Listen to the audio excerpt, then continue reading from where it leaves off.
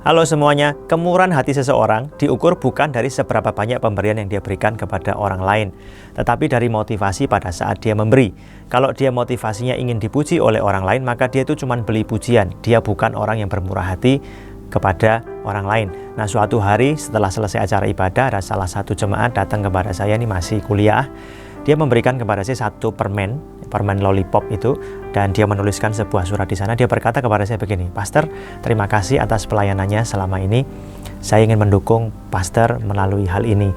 Cuman saya mampunya hanya beli ini karena uang saku saya terbatas." Nah, Anda bayangkan ketika saya membaca sebuah surat yang isinya seperti itu, saya ini lihat permen itu, dan saya makan permen itu, saya buka suratnya, saya makan permen itu di hadapan orang itu, dan saya sangat berterima kasih kepada anak muda ini. Kenapa?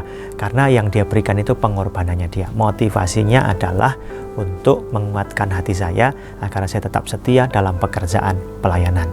Nominal yang diberikan itu memang tidak mahal menurut banyak orang, tapi bagi saya pemberian kecil itu harganya sangat mahal. Kenapa?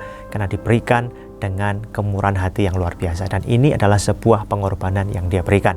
Nah, Rasul Paulus mengajar jemaat di Korintus yang sebetulnya adalah jemaat yang sangat kaya dibandingkan dengan jemaat di kota lain, yaitu di Makedonia yang sangat miskin dan melarat.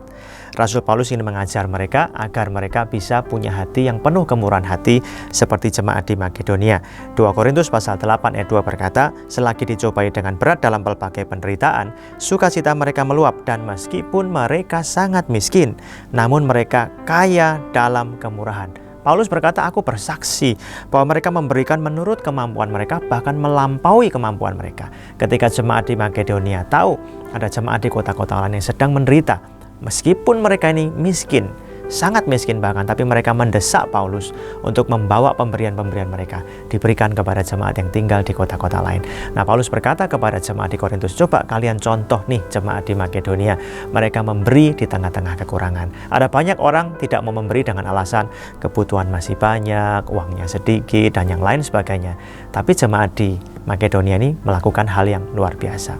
Mereka memberi di tengah-tengah kekurangan. Ingat, memberi tidak harus selalu berupa barang atau harta, tetapi memberi bisa berupa dukungan semangat, memberi bisa berupa doa, dan mungkin juga bisa berupa harta yang mungkin nilainya nggak terlalu besar. Yang dilihat Tuhan itu motivasinya pada saat kita memberi, bukan jumlahnya. Oleh karena itu, saudara-saudara sekalian, marilah kita juga belajar memberi bagi pekerjaan Tuhan. Entah itu untuk pekerjaan Tuhan di gereja, entah itu untuk pekerjaan Tuhan di luar gereja, namun pastikan bahwa kita melakukannya dengan sikap hati yang benar, dan kemurahan hati kita akan menyenangkan hati Tuhan. Tuhan Yesus memberkati.